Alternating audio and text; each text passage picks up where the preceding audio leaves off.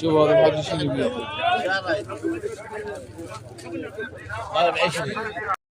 وانا افتر بسوق البصرة شفت هذا الرجال يبيع عملتنا القديمة اللي مطبوع عليها صورة صدام حسين وبعض الدراهم النقدية.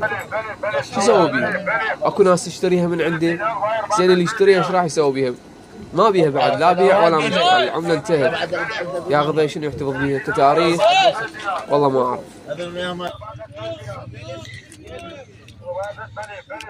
تعرفون هذا شنو ولا؟ ها؟ شنو هذا حجي؟ هذا العرج. عرج السواحة صح ولا غلط؟ بعد انا عرج السواحل اظل. اي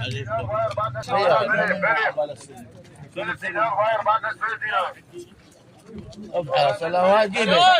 لا بعد عندنا مال. هذا المياه مال.